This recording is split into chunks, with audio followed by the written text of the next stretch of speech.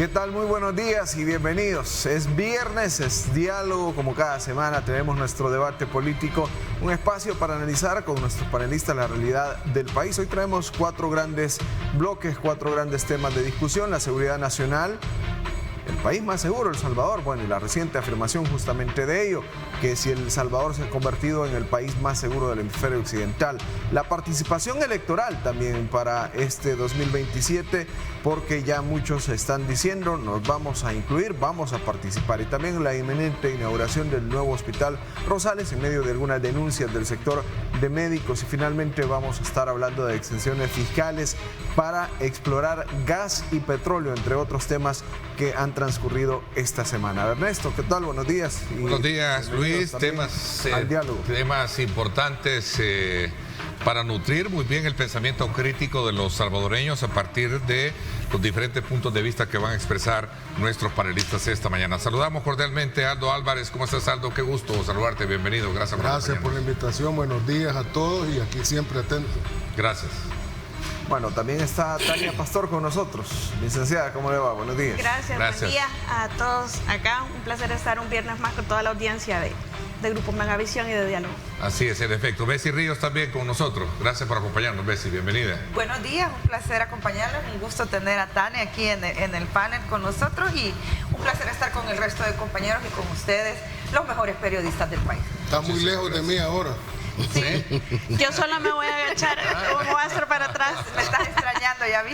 Licenciado Someta, ¿qué tal? Bueno, muchas gracias, licenciado Someta, bienvenido. Muchísimas gracias por la invitación. Y feliz cumpleaños. Muchas gracias. Feliz cumpleaños, es cierto. Sí, bueno, celebrando. Muchas Fue gracias. ayer, ¿verdad? Sí, fue ayer justamente. Y todavía lo ando celebrando. Bueno, sí, esta mañana. Aquí estamos celebrando y hablando de los temas del país. Al extremo izquierda me da extrema Aquí está todo el espectro con los colegas. Qué bueno. Bienvenidos nuevamente, gracias. Bueno, vamos a hablar de ello, de El Salvador. ¿Es el país más seguro del hemisferio occidental? Esa es la primera pregunta. Nuestro país cerró el año 2024 con una tasa de homicidios de 1.9 por cada 100.000 habitantes, mientras que Canadá ya registró un 1.91, lo que lleva a diversos sectores a esta afirmación que somos el país más seguro del hemisferio occidental. En Estados Unidos también todo esto se suma. El presidente Donald Trump respaldó públicamente al gobierno salvadoreño por su lucha contra las pandillas. Además, esta misma semana el Departamento de Estado ha declarado a la pandilla 18 como una organización terrorista. En el escenario de seguridad, el país, ¿cómo se posiciona? Porque también se habla del mundo y ahora se dice que es el país más seguro del hemisferio occidental, y con eso iniciamos. Así es, en efecto, porque hay cifras que han sido difundidas. Canadá, por ejemplo, que es un país que se considera bastante, Un ejemplo. Es un ejemplo de ello. Cerró el año pasado con una tasa de homicidio de 1.9 por cada 100.000 habitantes. Sin embargo, El Salvador ya había anunciado desde enero del 2025 que el 2024 lo tenía con 1.9. Interesante esos puntos de vista. Venimos de un 2015 que tenía 105 homicidios por cada 100.000 habitantes. Es decir, el tema de la violencia homicida, quien no la quiera reconocer, pues está mal. Definitivamente ha reducido el tema de la violencia homicida cometida por pandillas. Ahora, el resto de delitos siguen en boga. Porque la seguridad es sostenible en la medida que se respetan los derechos humanos. La violencia doméstica ha aumentado, los feminicidios han aumentado y se sostienen. ¿Ha aumentado? Hurto. ¿O son más visibles? ¿O son más visibles? Hurto y, los datos no dicen eso. Si quitas el tema de la violencia de pandillas, definitivamente vas a ver el resto de delitos, pero entonces está claro que el resto de delitos existían y no les han entrado, porque la violencia intrafamiliar sigue siendo un pan diario en este país. Siguen matando mujeres y sus asesinos pero Luis, sus parejas. Luis está acotando un punto importante que lo hemos analizado ya en otros escenarios, sobre que son hechos que se invisibilizan anteriormente, hoy están más visibilizados. Correcto, pero el tema de la seguridad ¿es seguridad integral o solo violencia de pandillas? ¿Qué es lo que están celebrando? Y esa es mi pregunta, también para quienes la Interesante, buen punto están para celebrando. someterlo a consideración. Vamos a ver algo. No, pero vámonos a los datos fríos, hombre. Aquí no es que a mí me parezca o que yo crea no, los datos fríos dicen que la mayoría de delitos no se han acabado, pero la mayoría de delitos han bajado sustancialmente con relación al pasado y como un efecto dominó de la cuestión de los homicidios. Ha bajado el hurto, ha bajado el robo, ha bajado otros de estafa. Hay delitos, sí, pero han bajado. Y que ahora preocupa, Aldo, perdón, y que si ya se empieza en una colonia, en una comunidad, veíamos que hay un ratero y que empieza a hurtar. Ustedes tenían esa nota. Ahí vienen los 3 doritos después. Pero voy y preocupa ya y la gente empieza y pide, hey, ahora tendamos esto. Es que mira, venimos de un estado criminal en general. Y no hablo del gobierno, hablo del Estado en general, hablo de la sociedad también, a donde había un montón de delitos, pero habían unos que eran tan oprobiosos que eclipsaban a los demás. Ahora, el nivel de tolerancia de la gente en general ha bajado. En general la gente ya ni siquiera aguanta ahora ya el hurto. Bueno, ni a los que sacan las carteras sin violencia en los buses aguanta la gente. ¿Por qué? Porque la tolerancia está bajando grandemente de la sociedad. Y ahora la gente denuncia. Sí, el nivel de confianza ha subido. Y las redes lo permiten. Bueno, y hasta se hace mofa del tema de Doritos, pues 3 Doritos después. Y termino con esto, la confianza en las autoridades. Antes que decía la gente en Pandillelandia, ¿para qué voy a denunciar a un ratero o a un ladrón si en la policía allá son amigos y no los van a ir a capturar y a mí me van a terminar haciendo daño? Hoy la gente dice, a un ratero lo graba con el teléfono, que lo atrapen, hay confianza. Eso se ha generado a partir de lo que el Plan Control Territorial ha dado como resultado, la confianza. La gente confía en que al que hurta, al que roba, lo van a atrapar y lo van a meter preso. La confianza no existía antes. La gente, ¿qué es lo que decía? No, mejor hay un ladrón en el bus, no digas nada. 3 Doritos después y ahí está. Claro, Tania, has tocado este tema también y luego el licenciado Somete. Sí, de hecho, yo creo que en esas cifras sí se considera todo tipo de criminalidad, no solamente la criminalidad por pandillas, ¿verdad? Está incluido. Lo que sucede es que en El Salvador para nosotros ahora es más visible otro tipo de criminalidad que no es la pandilleril. Hay un tema que se ha discutido mucho que es el método de contabilización, que si es conforme el acuerdo que se había suscrito por El Salvador antes del 2019 y cómo se contabiliza ahora. Nosotros no estamos bajo los mismos estándares internacionales que otros países y eso no nos hace un margen sustancialmente importante como para decir no somos el país más seguro del hemisferio, que sí me parece que lo somos. Aunado a lo que decía Aldo, también hay un aspecto relevante y es que en mi opinión, y según los datos que yo he oído en expertos en el pasado, como Ricardo Sosa, por ejemplo, los feminicidios no es que hayan incrementado, es que ahora son visibles. Hay un dato adicional que ha disminuido en una tasa increíblemente alta la impunidad de todo tipo de delitos, especialmente el de los feminicidios y el de los homicidios, que antes no se podían. Yo recuerdo que yo veía casos en donde a la familia le decían, mire, mejor entierre a su muerto y olvídese de lo que está sucediendo, porque era cuando pasaban hasta más de 30 homicidios por día, entonces era humanamente imposible hacer todas las averiguaciones, y ahora es cuando sucede un homicidio, un feminicidio, todos vemos los 3 doritos después.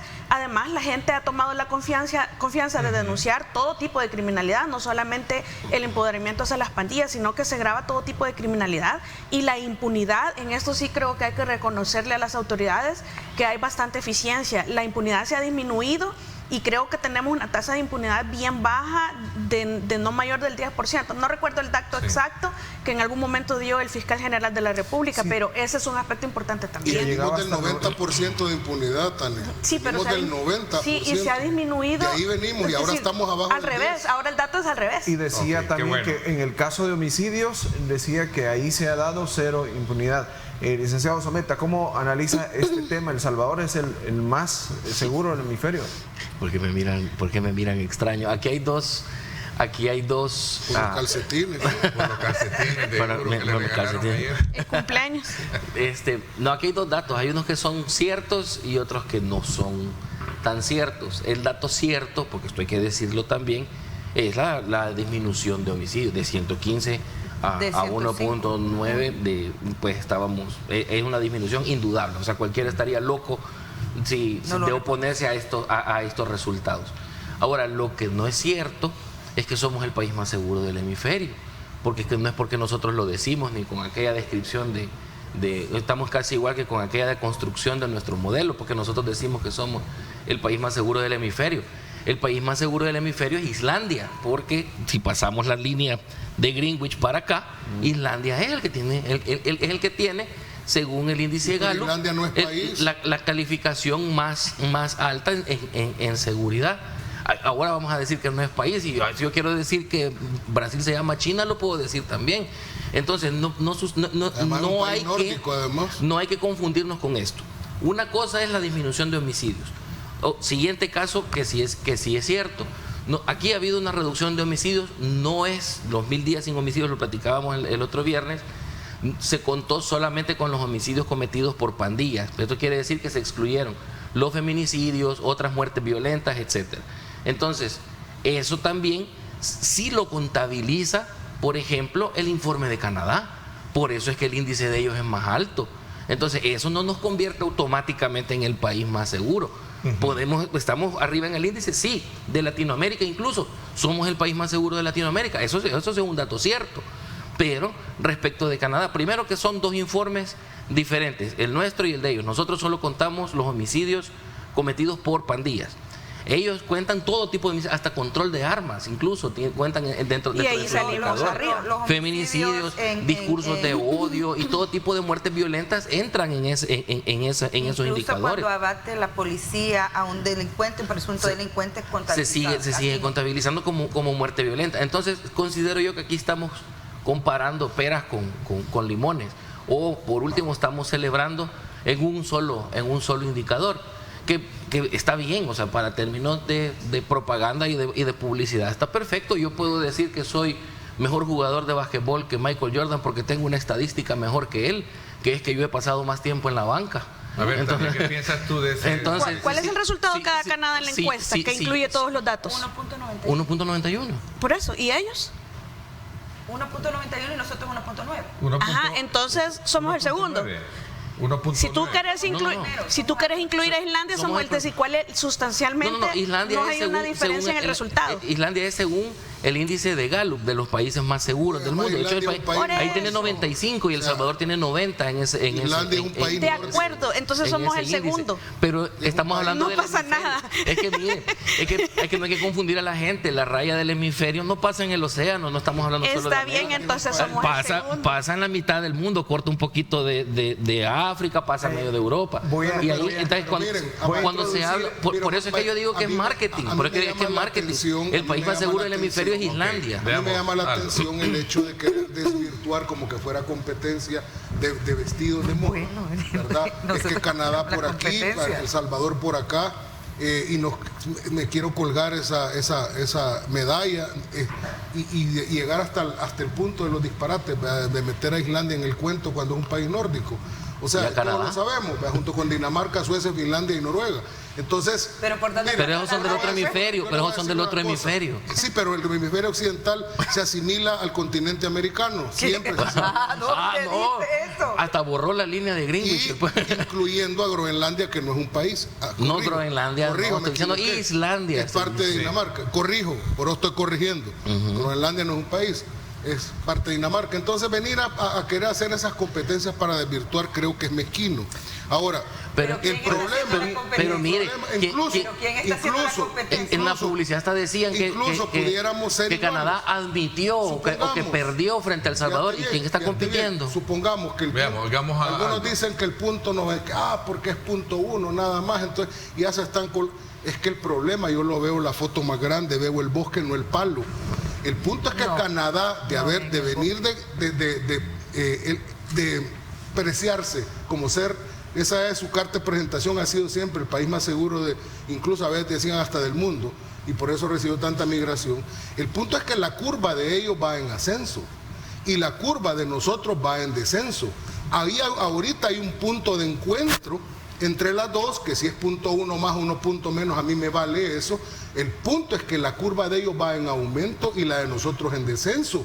Y de aquí a un par de años, esa curva de ellos puede estar más arriba porque pero el palo es solo medir un indicador de lo que significa la seguridad integral. Y nosotros, la seguridad implica ver todo el bosque que va yendo porque sabes que lo que estoy diciendo es cierto. En el hogar, que va de porque sabes que lo que estoy diciendo es cierto. Que va de otro tipo de ¿no delitos. está mejor la gente en términos generales en seguridad, como decimos? Así es, la percepción, y la última encuesta lo dice. ¿Percepción o realidad? Porque la realidad... que las encuestas miden percepciones y no creo que aquí me van a decir que miden realidades, ¿verdad? Pero este es un dato real, el del, es decir, son las dos cosas, la encuesta y el dato. De la gente, pero entonces si de verdad estuvieras más seguro, no tuvieran la nota con la que entraron, con la que cerraron el noticiero. Se les estrella la realidad, se les estrella en la cara y aún la niegan. Se les estrella la realidad en la cara y la gente, ¿cómo la vas a engañar? La gente que anda en el dato lo está dando Canadá y la percepción la está recibiendo la gente, o la está dando la gente. Voy a comparar yo con un país que incluye la violencia de todo tipo y las muertes violentas de todo tipo en su estadística, y yo solo meto un indicador. Estoy haciendo un poquito de trampa. Y vamos con esto. En Canadá sí tienen garantías constitucionales. Pero ese ya es otro tema. Ellos tienen ese índice. Ellos tienen ese índice. Es que considerar que hay garantías o no es relativo. Las garantías en su opinión. Ahí no hay régimen de excepción. Es decir, que ellos, para mí, tienen más mérito. Para mí tienen más mérito. Primero que sí, pero entonces ya están metiendo ustedes otra categoría que no está en la encuesta. No. Es que nosotros hemos seleccionado la categoría, un indicador. Pero lo malo es hacernos esta publicidad tan pomposa como el país más seguro del mundo, que mejor es que Canadá, cuando no es así. ¿Qué tiene que ver el tema constitucional en esto? Cuando hay datos que en Canadá, por ejemplo, vos puedes dejar frutas, tu carro abierto, tu bicicleta, y nadie te lo toca. ¿Puedes hacer eso? Yo dejo mi carro abierto. En El Salvador hemos llegado a este nivel o a este índice suspendiendo garantías constitucionales con régimen de excepción.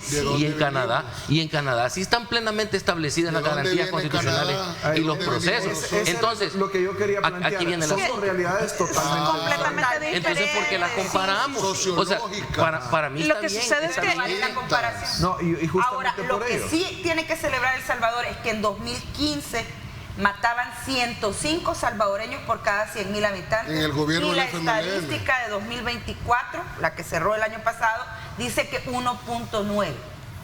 Excelente. Vamos con el resto de delitos, regresemos a los derechos constitucionales y avancemos. Pero si tú vas a basar o vas a fundamentar la seguridad del país con suspensión de garantías constitucionales, ¿qué tan sostenible va a ser? Tania, porque entonces si regresar la garantía ya no es sostenible. Mira, esta es una discusión. No, eso no es así. Yo creo que esa es una percepción también. Si quitas las garantías, siempre se va a sostener la seguridad, porque depende de todas las reformas. Yo siempre lo he dicho que técnicamente el régimen es un asunto que ya está superado, pero que sigue siendo necesario. Lo que sucede es que venimos de un contexto diferente donde no puedes ignorar que ha sido necesaria la suspensión de las garantías para llegar a donde están. Nadie lo niega. Entonces no es parámetro de comparación con Canadá. Meter el elemento de la garantía nuevamente en el ámbito de la discusión de Canadá, El Salvador y el país más seguro es una cuestión poco racional, porque venimos de realidades. ¿Me dejas terminar? Dos realidades sociológicas completamente distintas. Ahí acaba de decir Bessie el año 2015.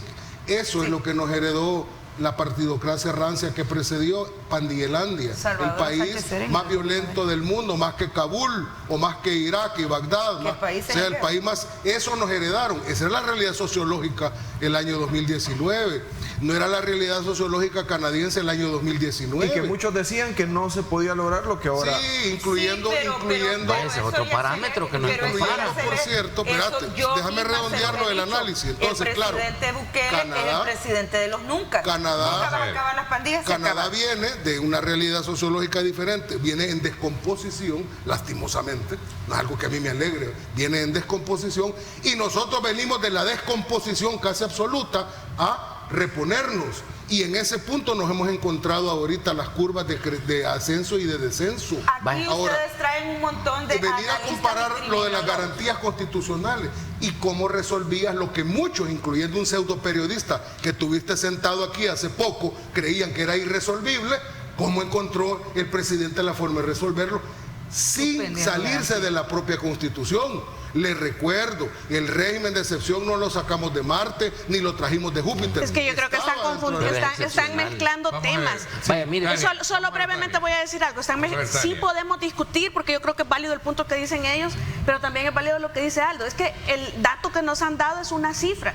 Todo lo que queramos considerar no está incluido ahí, es un resultado lo que estamos comparando. Si no nos agrada que nos comparen, demandémosle a Canadá para que nos meta El Salvador en la lista, pues, pero es un dato. Todo lo que, el contexto, que las garantías, que cómo se llegó, si quieren lo discutimos, pero lo que está ahí es un dato frío en donde se nos compara un resultado y en el resultado somos extraordinarios. Esta fecha que ustedes traen criminalistas aquí y ninguno les ha explicado a ustedes, ni a la población, ni al Estado, cómo hacen con los cuerpos de las fosas comunes de los pandilleros.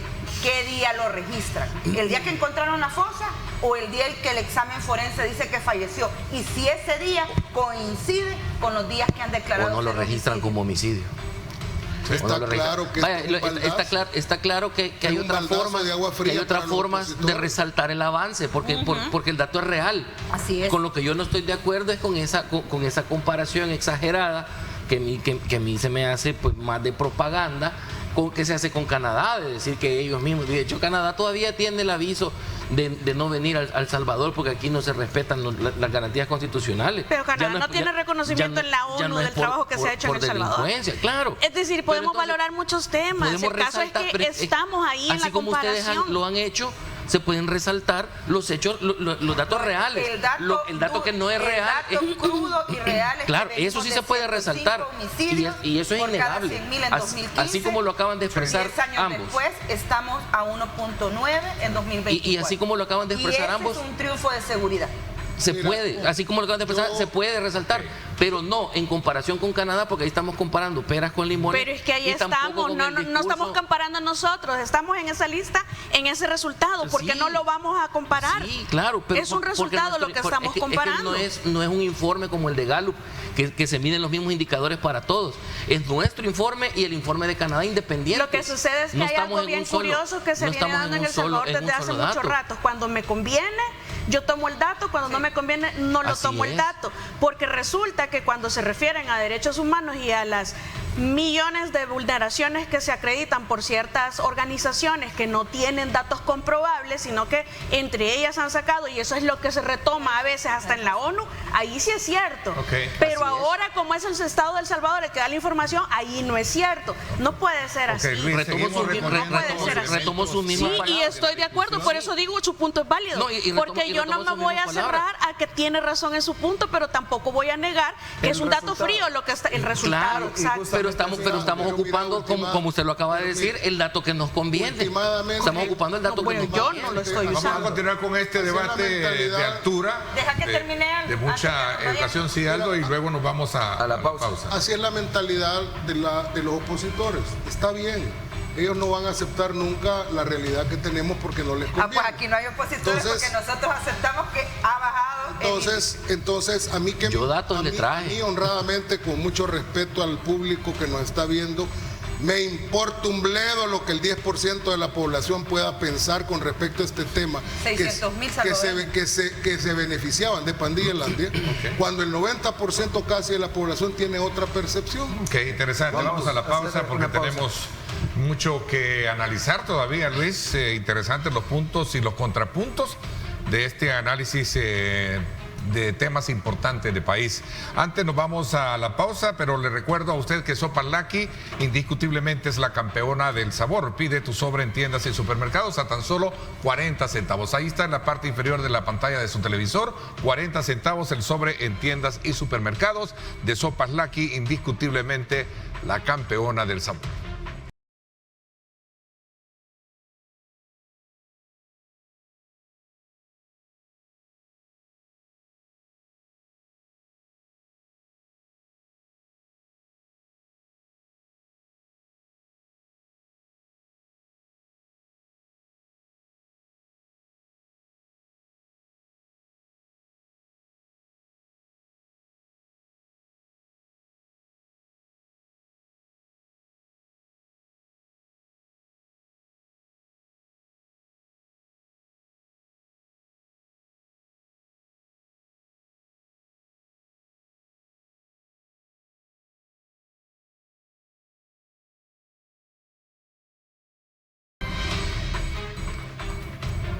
Bien, gracias. A esta hora de la mañana, como siempre, los invitamos a ustedes a aprovechar el momento y poder degustar una rica taza de café rico, ¿verdad? Recuerde, porque rico es disfrutarlo a buena mañana, el café perfecto, disfrútelo porque rico también es calidad. Buen provecho para usted.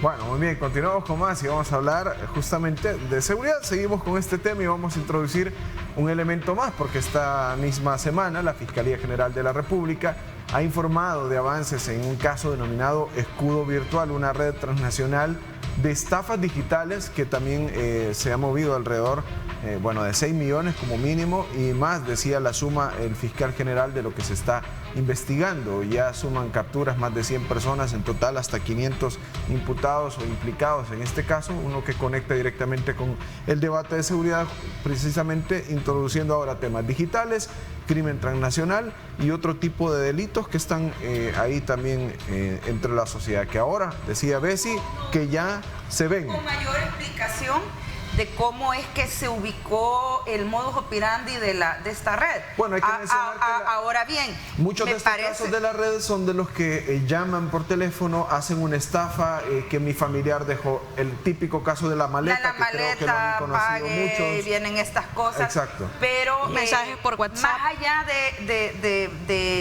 porque a mí me hubiera interesado que la Fiscalía educar a la población de cómo es el modo operandi de este tipo de estafas, porque va también desde la típica maleta hasta un link, de repente te mandan un mensaje y hay gente que le puede la curiosidad y le da pic al link y ahí ya te hizo el phishing y te robó toda la información. O la gente también no mira cuando le mandan, por ejemplo, a mí me ha pasado que de repente te aparece un correo, se le ha hecho un descargo para el pago de tal cosa y el banco tal solo está esperando su confirmación. Uno tiene que abrir el correo y ver quién está mandando el correo. Y cuando lo revisas te das cuenta que no es el correo del banco. En la dirección se refiere, Bessie. Exactamente, el de donde viene el correo no es la dirección oficial del banco. De repente tenés en redes sociales, por ejemplo, Banco Cucatlán ha tenido una campaña muy buena educando a la gente. En redes sociales hay una campaña, sobre todo en Facebook, que te dice, ya están aprobados tanto dinero.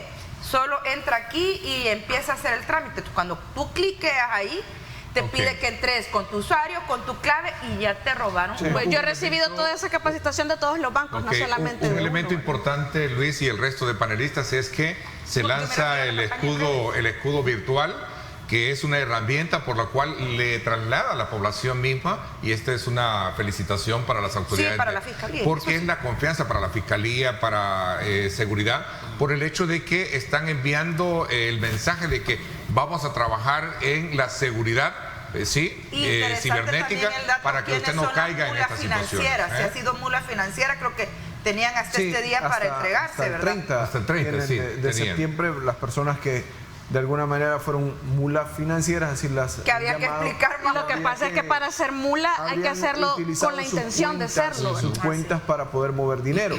Al final también es otra forma de delinquir utilizando las nuevas tecnologías.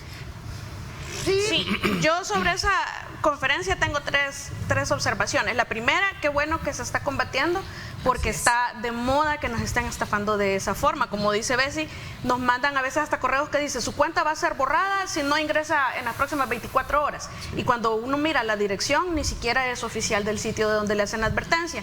Eso entre los hackeos en las cuentas de WhatsApp, que abrimos cualquier link y por ahí nos están hackeando, bueno, y muchos temas, pero qué bueno porque hay bastante gente estafada de esta manera y son crímenes cibernéticos. Entonces estamos luchando y nos están mostrando que se está luchando y combatiendo. Dos, me llamó la atención cómo en casos como estos nos dan cierta información. En algún momento el fiscal general dice, sobre esto no les voy a decir nada porque es investigación en curso y se puede frustrar. Y continúa explicando todo el tema del caso. Entonces, porque eso mismo no lo hacen con otros casos de mucha relevancia, que al final es relevancia política y pareciera que está incidiendo en este tipo de decisiones porque tenemos derecho a saber en muchos casos qué está pasando y sin embargo hay una reserva absoluta. Creo que de la misma manera que se explicó en términos generales este caso, se puede hacer con muchos otros en donde hay interés de la población en saber. Y por último, hay un asunto que como todo esto es nuevo, hace falta también mucho conocimiento. Yo ayer leí en Facebook un caso de alguien que también tenga un caso muy parecido y qué lamentable que esté sucediendo esto por parte de Fiscalía, porque me parece que es pura ignorancia o pura falta de capacidad o quizás, no lo sé. Pero hay casos en los que es ridículo, en mi opinión, que el Estado de El Salvador desde hace más de 3 años nos esté motivando a utilizar las criptomonedas, los criptoactivos. Incluso aquí hay una ley del Bitcoin, se manejó, es decir, se nos está tratando de educar, pero por otra parte la Fiscalía está metiendo presa a la gente que hace transacciones en criptomonedas, en diversas plataformas, por a veces haber sido un instrumento de alguien que hurtó a cuentas de otras personas y paga la compra de criptomonedas con dinero hurtado. La gente que recibe ese dinero está siendo lamentablemente metida a la cárcel por hurto informático cuando no tienen nada que ver, y la gente, porque ya leí 2 casos y yo tengo uno, la gente está decidiendo mejor pagar el dinero que no hurtaron a estar en la cárcel sometidos a una investigación en donde no tienen nada que ver.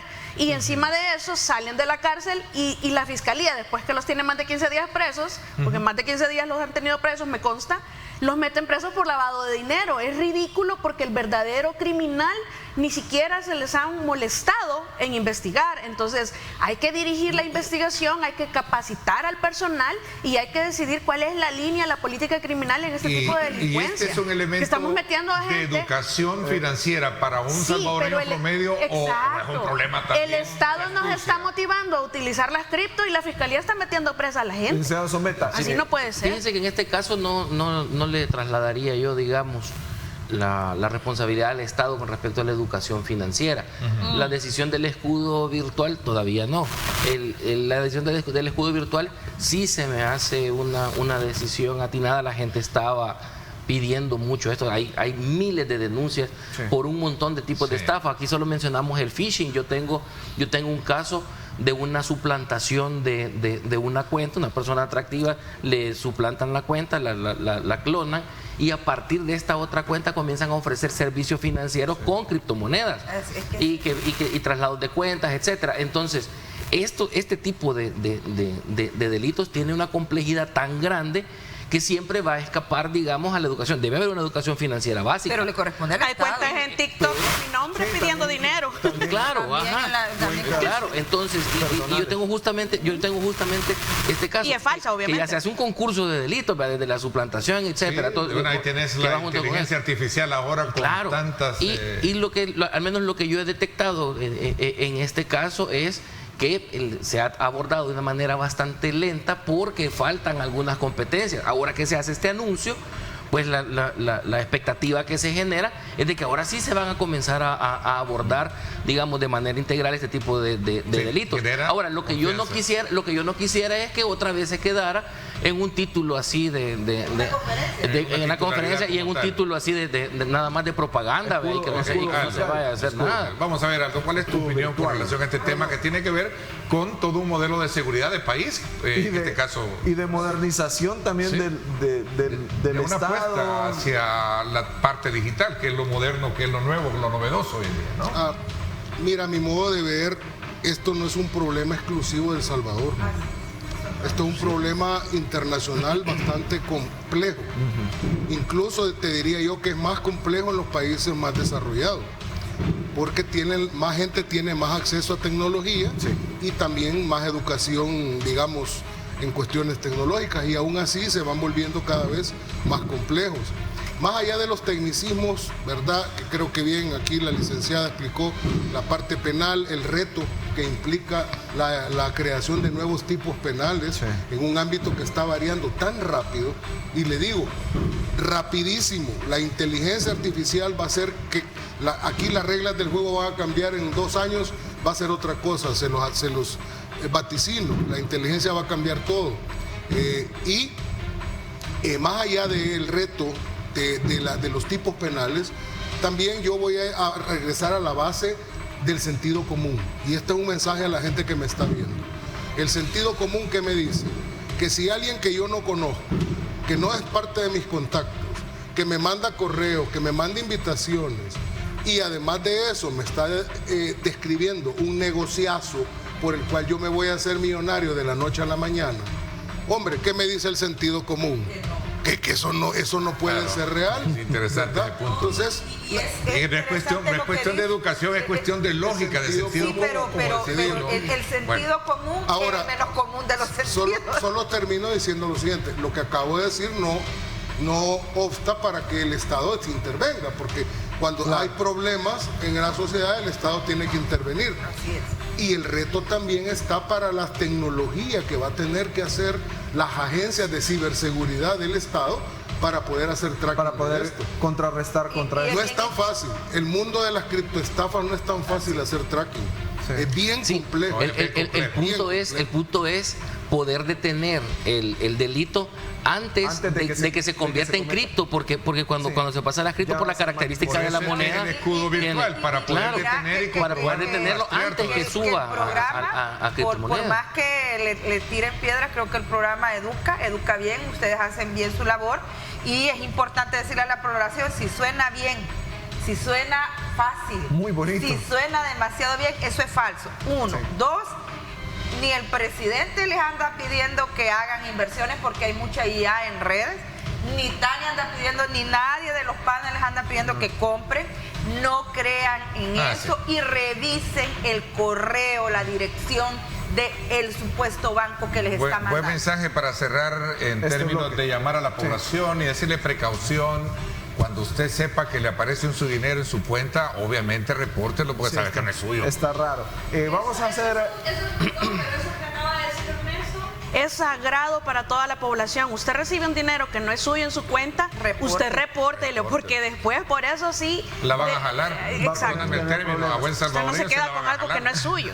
No es milagro, no le respondió el universo. Vamos a hacer una pausa comercial y vamos a venir hablando justamente de eso. Decían algunas reglas que han cambiado y vamos a hablar de eso, de las elecciones para este 2027, al volver de la y la participación de los partidos políticos. Interesante el tema. Ya levantaron la mano varios. Sí, ya levantaron los temas, ¿verdad? Vaya, vamos a debatir ese tema. Regresamos.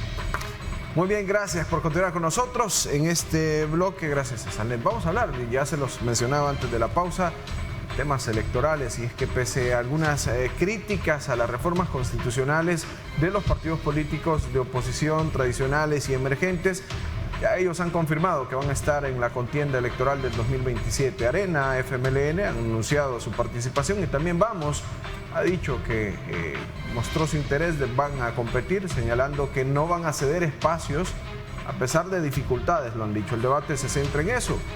Si estas organizaciones tienen capacidad de movilización financiera o de estructura territorial frente a un escenario político dominado por nuevas reglas en el juego y también un fuerte respaldo al oficialismo. Esto les preguntamos. Aldo, ¿cómo vemos que ya han dicho, levantan la mano y vamos a participar los partidos que criticaron mucho de lo que se va a hacer en 2027? Sí, ellos son un mar de contradicciones, casi todos los partidos opositores, y porque por un lado se han despotricado, han salido en contra, por ejemplo, de las reformas constitucionales que se hicieron para permitir la posibilidad de que un presidente pueda reelegirse, y de que se redujo también el periodo, ¿verdad?, presidencial, y que vamos a elecciones generales el 27, pero por otro lado dicen que van a participar, muchos de ellos. Entonces uno dice, bueno, ¿cómo es eso? Yo desvirtúo la legalidad, la constitucionalidad de una reforma, pero ya me apunté, aquí estoy yo listo para participar. Y va a ser el mismo ente el que va a organizar las elecciones, va a ser el mismo día, las mismas urnas, ¿verdad? Va a ser el mismo proceso que se va a aplicar, los partidos son los que ponen a los miembros de las juntas receptoras de votos. Las mismas reglas. Las mismas reglas. Entonces, es una cuestión bien complicada, ¿no? Y también más complicado y contradictorio es que yo venga y diga, la elección para el presidente es ilegítima, pero la de diputados no, porque voy participando yo. No, espérame, una de dos. O no participa para nada, ¿verdad? La integridad. O legitima. O es blanco o es negro. No pueden haber términos medios. Pero esa es una cuestión puramente de realidad política. Pero la otra es la realidad también de recursos. Yo no sé cómo van a ser realmente los partidos que ya se levantaron la mano para poder costear unas elecciones o una campaña en la cual, precisamente porque no tienen apoyo popular importante, no hay ningún tipo de colaboración económica. Ya no mucho menos deuda política. No, menos, eso dejémoslo atrás. Ya no tienen financistas. Gente que se sienta interesada, motivada a darle dinero a los partidos. Que van a bailar en tarimas en Mérida. Ahí tal vez consiguen dinero. O van a pedir los lingotes de oro del dictador Maduro si todavía no lo han sacado del poder, no sé, ¿verdad? No sé de dónde se van a financiar. Ya no hay, fíjate. O van a vender sopa de patas. Ya no hay, fíjate, ya no hay de parte de Arena, que Arena está en el peor de los mundos también como partido. ¿Dónde están los financistas históricos de Arena? No están dispuestos a darles ni un centavo partido por la mitad. Ellos siguen haciendo buenos negocios ahorita y ya no les importa porque los intereses de ellos los consideran que están siendo reconocidos.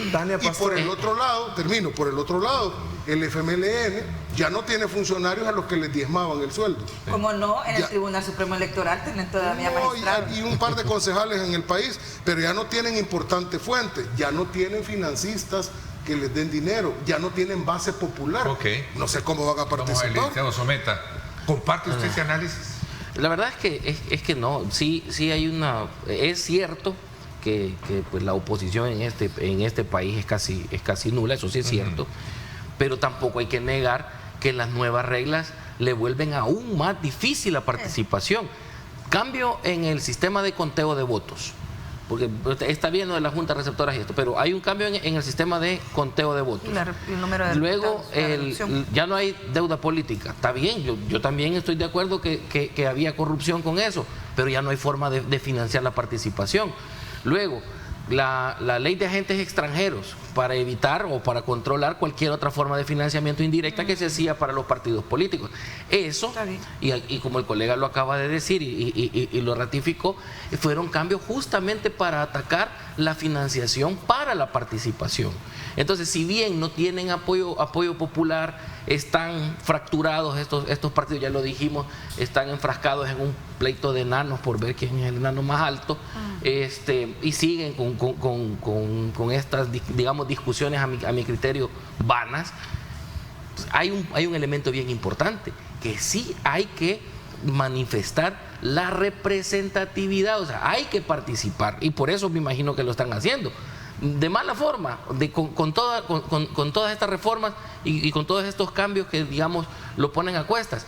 El punto es que si participan, entonces se legitima no solo toda la elección, sino que también la participación. Y como yo lo he dicho, esto parte de esas reformas constitucionales que por ahí andaban diciendo que porque la Constitución era moribunda, pero realmente quienes tienen la Constitución moribunda es este gobierno que la ha reformado como que es ley secundaria. Y mire, en el marco de legalidad, la Constitución sí se hizo dentro del marco de la legalidad.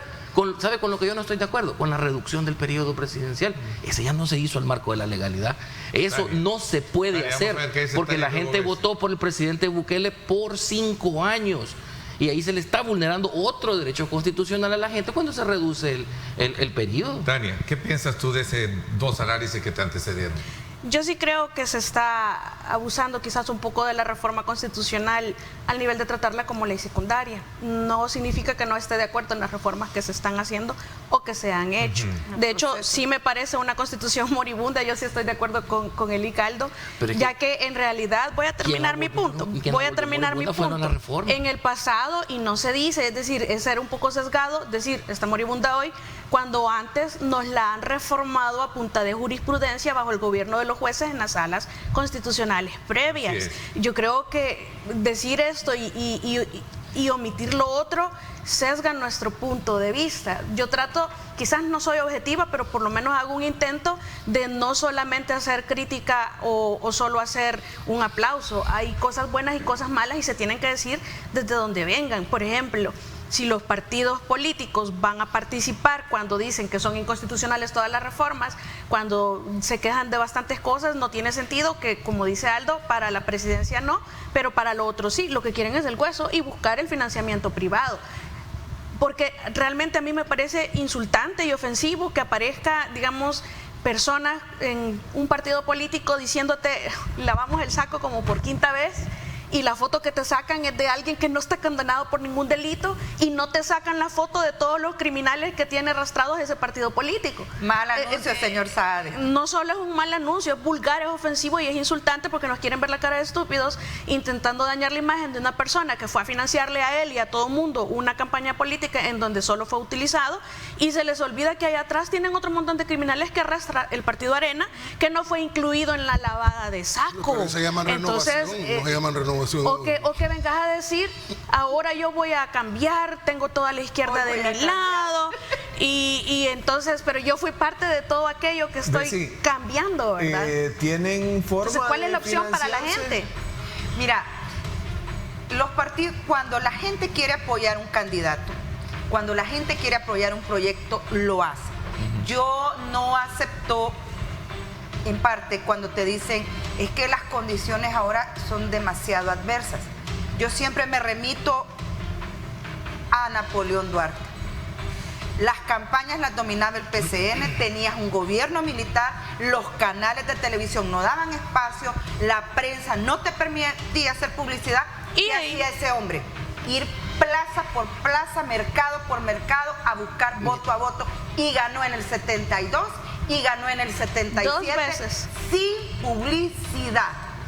Es que, entonces, cuando alguien, sí se puede, cuando sos un líder, si sos un líder, exacto. Si sos un líder de lo que pasa es que no tienen líderes, entonces te excusas en otras cosas. Aquí viene mi punto. Los partidos de oposición, todos van a tener una oportunidad cuando dejen el discurso ideológico, porque ya las encuestas dicen de que la gente está harta de estos discursos ideológicos y no se identifica con partidos, y comiencen a buscar liderazgos. Yo no todos estoy de acuerdo con lo tienen que empezar a buscar liderazgos de la ley de agentes extranjeros. Sí, porque el extranjero no tiene que estar financiando nada de acá. Se hacía indirectamente, si esto era un secreto. Sí, pero por eso mismo existe la ley y es bueno que esté. Pero solo voy a terminar con lo de los liderazgos.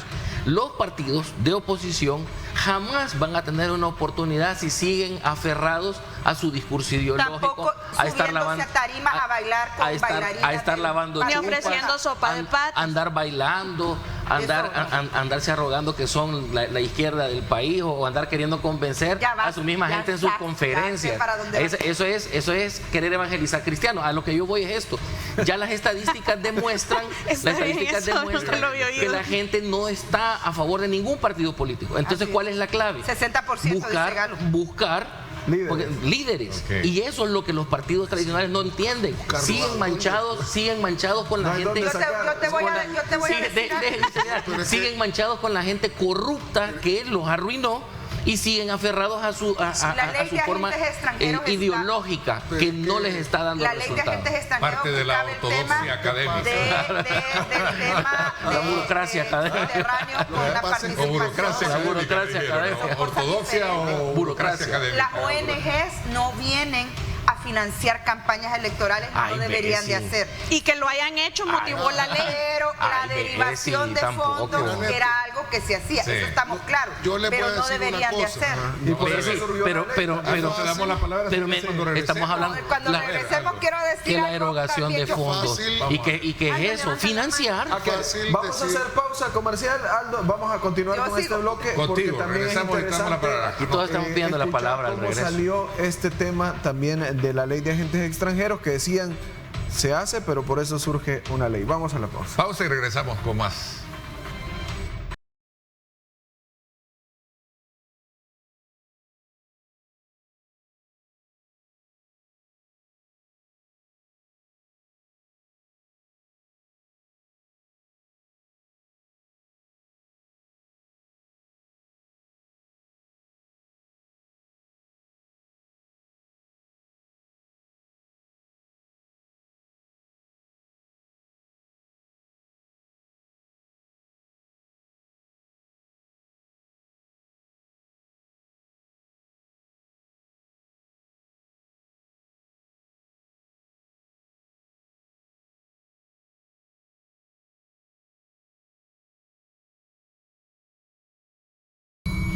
Muy bien, 7:35 de la mañana, continuamos con el debate político semanal acá en Diálogo y nos quedamos cediéndole la palabra a Aldo Álvarez. Estamos hablando justamente de la participación de los partidos políticos para estas próximas elecciones. Y sobre todo el tema de la agentes la ley de agentes extranjeros y cómo buscaban financiarse también. Vamos a ver algo.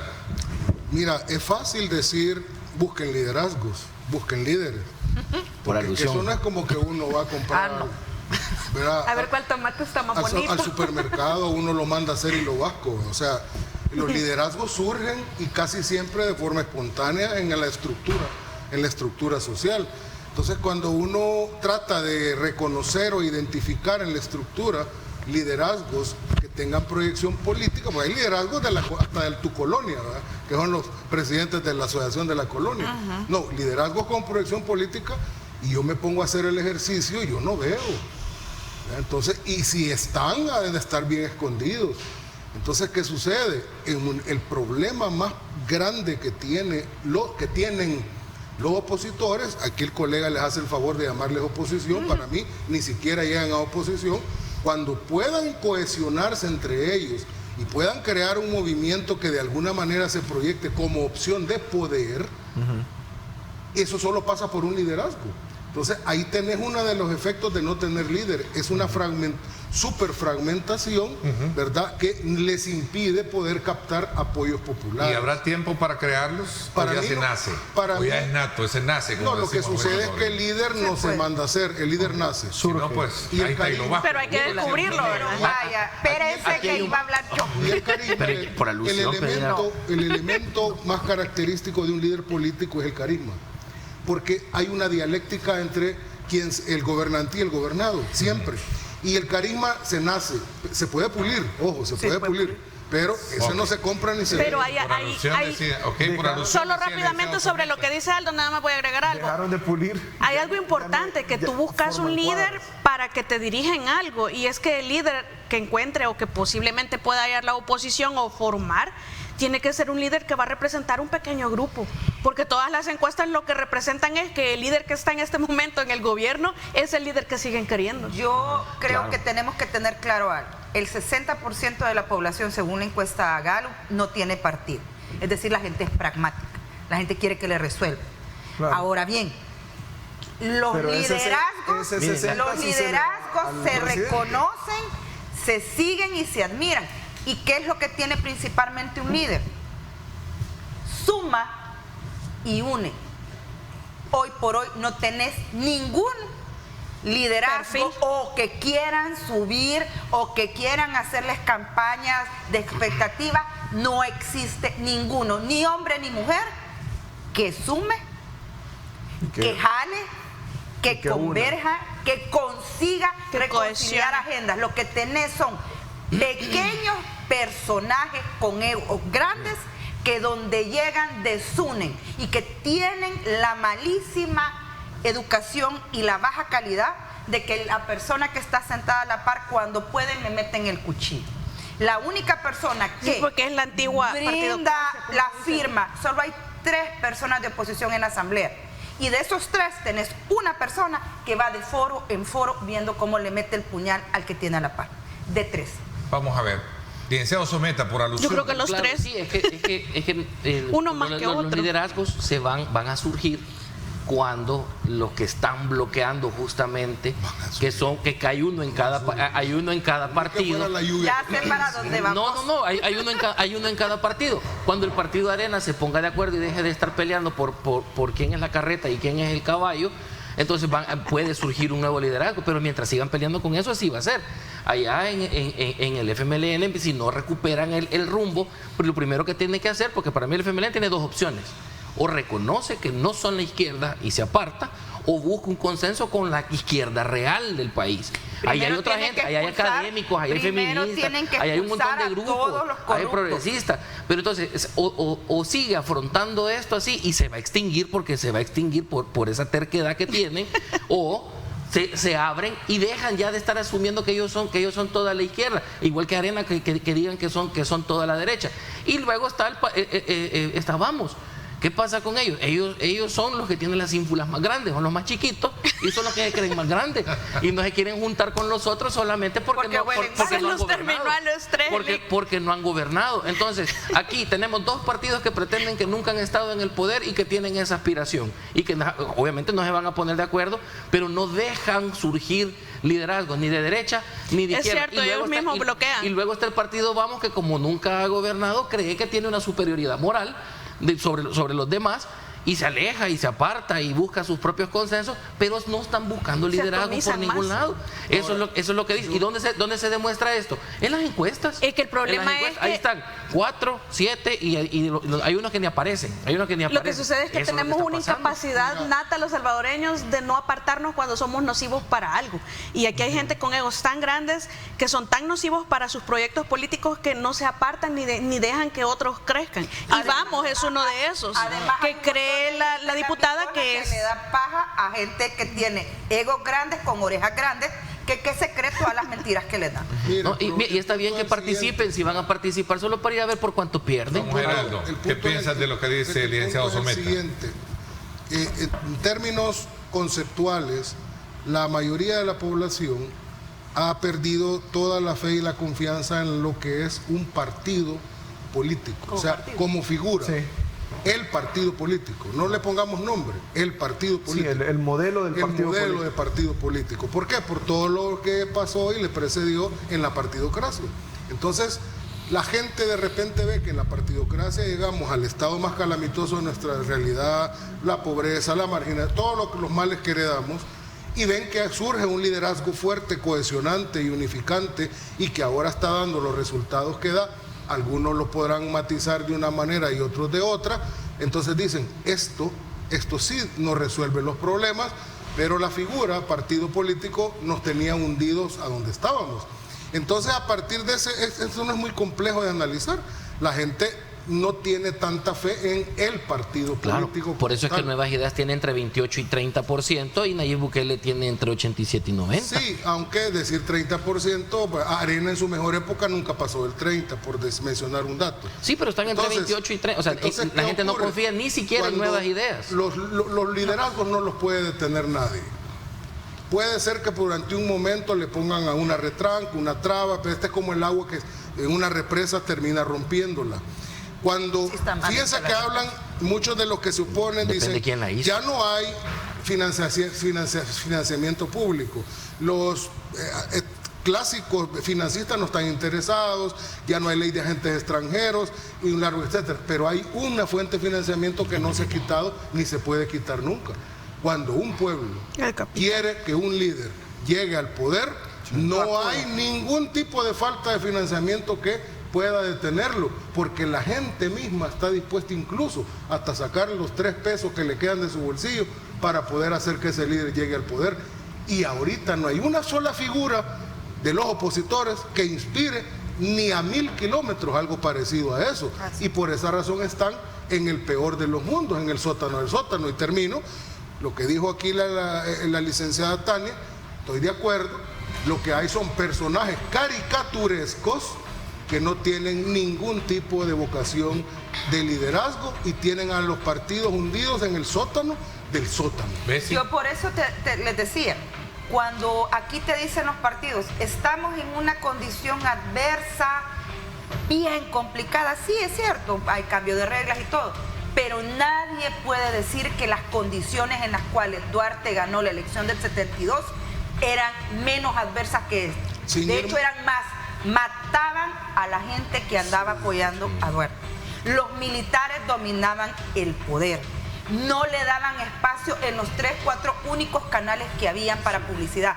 Tenías al diario de hoy, desayuno, almuerzo y cena, volándole a Duarte y diciéndole comunista. Y mira, tenías todo el espectro comunicacional, el poder lo tenían los militares y aún así este pueblo salió bajo las balas. Sin ir muy lejos, si yo te contara cómo financiamos la campaña el 2018 para poder llevar de candidato al presidente Bukele, teniendo a todo el sistema en contra, la oligarquía financiando a su candidato, los partidos que se cerraron y se autoprotegieron y el sistema controlado, y sin financiamiento mayor, si yo te contara, sin ir muy lejos hasta Duarte, sin desmerecer a Duarte, si yo te contara cómo la gente se sacó dinero de su bolsa para hacer los mítines, llevaba los panes, llevaba el fresco, llevaba el café, cuando un pueblo quiere, se puede. Y ahorita los partidos Aldo, pero ¿qué garantiza eso? Que este gobierno no tiene ese mismo control que tenía en el 2018? A ver,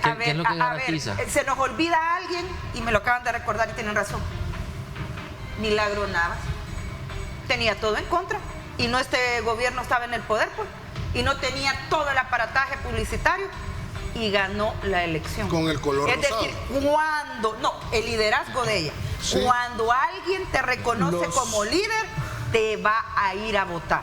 Para ir cerrando este bloque también, los partidos políticos dejaron de formar. Antes tenían esta formación política y eso era de pura pantalla, porque cuadros. Te hacían capacitaciones para cuadros que hicieran relevos y a la hora de las horas nunca hicieron el relevo, y quienes llegaron a tener buenos trabajos, incluso de asesores en la asamblea, porque me consta, y en otros puestos, en otros lugares, fueron los hijos, los sobrinos, los ahijados de gente que ni siquiera hizo nada. Bueno, por eso entendemos dónde también terminó. Una anécdota rápida para cerrar y que ilustra la rancia partidocracia y por qué el FML terminó tan mal. Una vez en una plática con Leonel, no sé si está vivo Leonel, un saludo, lo estamos esperando para que se haga justicia. Una vez con Sánchez Serén, hace muchísimos años, cuando empezábamos a surgir ciertos liderazgos, estábamos en una reunión y nos dijo, ¿saben qué, muchachos? Nosotros vamos a estar hasta que nos muramos. Así que mejor tranquilos. Ahí estés en donde están. Ese es el pensamiento. Una anécdota. Bueno, nos vamos a una pausa corriendo en el tiempo, Luis. Sí, vamos a la pausa comercial. Tenemos más al volver. Regresamos.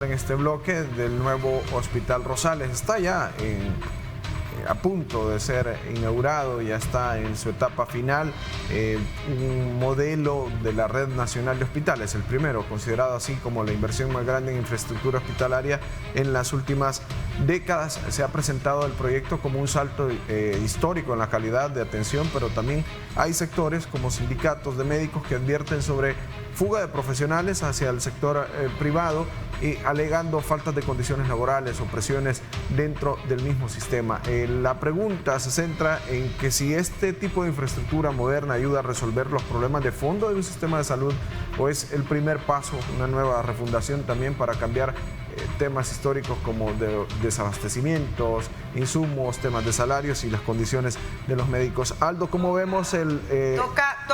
Perdóname rapidito, antes que te diga algo. Hasta la fecha no se ha cumplido la frase del presidente que lo público debe ser mejor que lo privado, al menos en salud y en educación están aplazados. Se están formando las bases. El Hospital Rosales es un nuevo modelo, ya que no les gusta mucho hablar de modelos, pero es el nuevo modelo hospitalario. Otro modelo. Por alusión, pero de parte del presentador.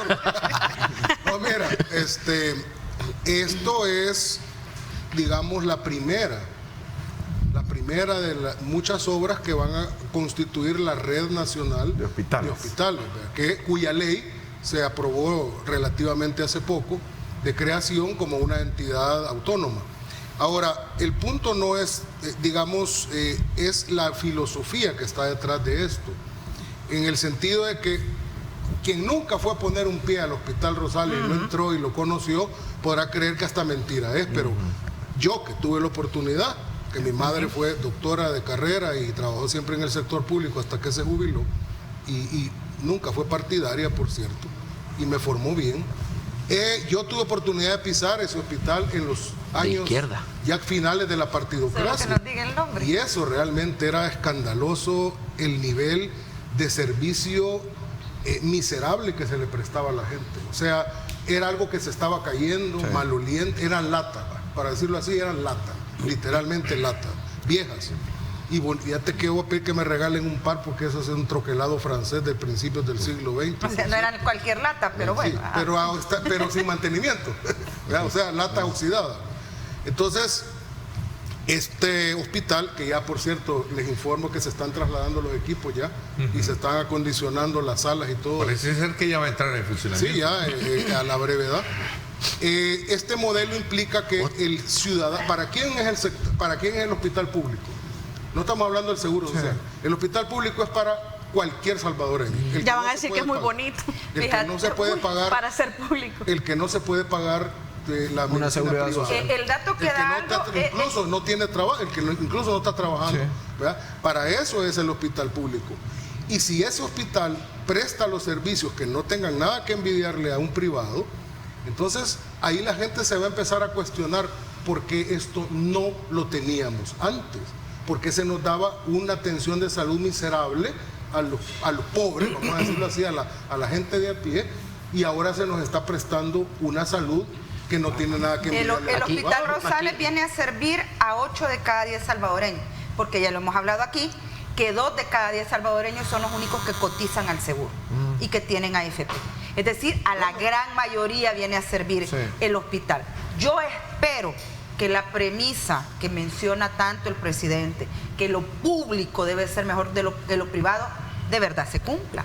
Porque históricamente el Hospital Rosales venía de perder presupuesto. Durante los gobiernos del FMLN empezaron con 4, con 6, con 10 millones. Yo lo denuncié aquí contigo, Ernesto, cuando tuve la oportunidad en ese momento, que le llegaron a quitar hasta 10 millones de dólares del presupuesto al Hospital Rosales, el hospital más importante, y empezó a darse aquello de que cuando estaban en la cola de la diálisis se prestaban entre ellos plata para que pudieran dializarse, y era bien triste.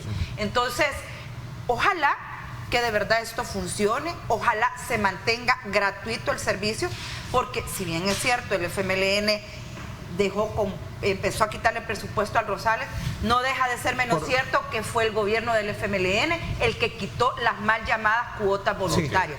Y esperamos que se mantenga público gratuito. Por el tiempo. Aquí estamos mezclando dos cosas.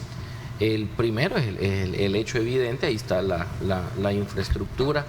No es cierto que es el hospital más moderno de Centroamérica, está en Nicaragua y el más grande, pero es un hospital bonito, y es cierto, y el Rosales estaba en abandono y necesitaba esta recuperación. Sí, eso es infraestructura. Ahora, ¿qué vamos a hacer respecto de la situación de los profesionales del Hospital Rosales y los de todo el sector público? ¿Cómo vamos a dignificar la labor del gremio médico? Porque por eso es que los sindicatos y el colegio médico se pronuncian, porque son tres cosas. La infraestructura, que es innegable, eso ahí está, y es muy bueno, eso yo lo quiero dejar dicho, es muy bueno. Está la atención, que es obligados o no, maltratados o no, la atención ha mejorado. Eso también lo dicen las encuestas, ha mejorado la atención en el sector salud, sea por el temor a que los expongan en redes sociales, sea por la facilidad con la que les rescinden el contrato por cualquier controversia a los empleados del sector de salud. Pero luego viene el otro elemento: ¿cómo dignificamos la labor?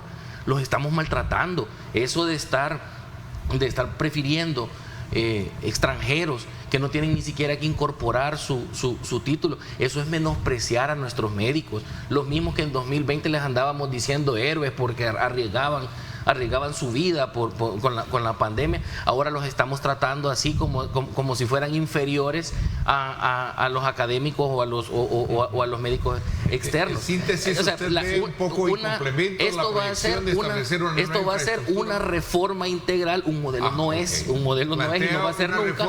Esto va a ser una reforma integral cuando sea la infraestructura, la atención y la dignificación de los empleados. Así se va a hacer una reforma. Y yo creo que el trabajo de modelo salud no, eso jamás va a ser. Yo creo que es un trabajo inacabado, es un proyecto que está en construcción, a que estamos todavía haciendo sostenible el tema de la seguridad.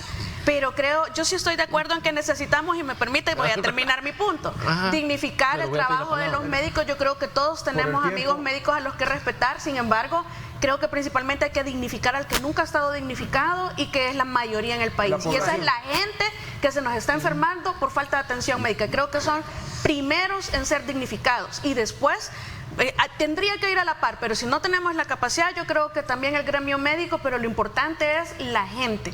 Y creo que allí se está cumpliendo, o por lo menos es lo que se proyecta cumplir. Así que creo que es un trabajo inacabado y no podemos tampoco, por más que sigan diciendo es que ya tienen 6 años o 4, como no se puede todo a la vez. Pero primero hay que dignificar a la gente, igual que en el pasado se prestaba más atención a las garantías de los procesados y la gente que estaba siendo asesinada por las maras, bien gracias, pues se invirtieron los papeles, ahora se invierte acá.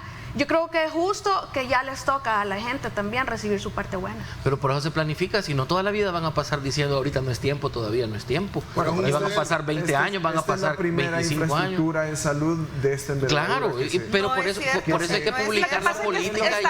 Estás matando el proyecto de salud que están haciendo. El primer hospital del sistema de envergadura acá en San Salvador, el Hospital Rosales, como el emblema del sistema de salud público.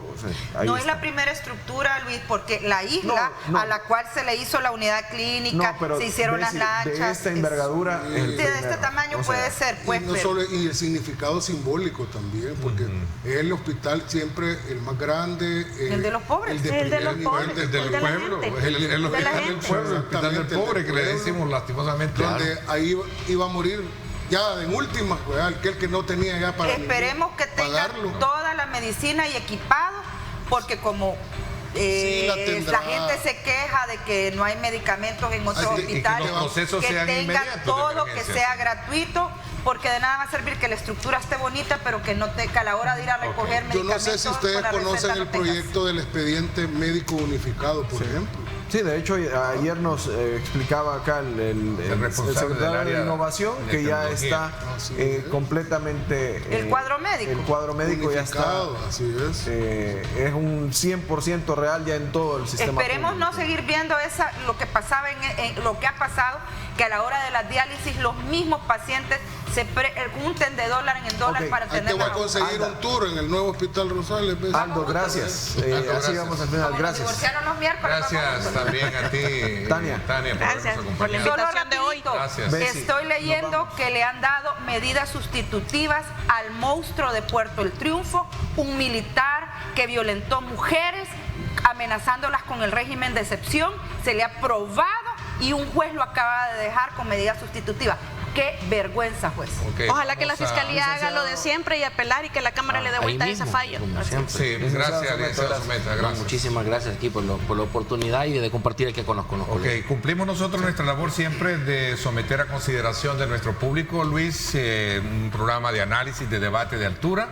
Por supuesto, como nos distingue a lo largo de los años y nos ha venido distinguiendo a lo largo de los años toda nuestra programación. ¿Qué tiene Pulso para hoy en la noche también? Bueno, siempre Pulso Ciudadano a las 8 de la noche por Canal 19. Hay una oferta diferente con diversas opiniones también. Así es, en efecto. Así es que no se lo pierda, 8 de la noche. Sí, por Canal 19. Nos vamos, 8 de la mañana en punto. Que tenga un feliz fin de semana. Nos encontramos el lunes. Buenos días. Gracias, pásenla bien y como siempre recuerden lo más importante, amar a Dios sobre todas las cosas.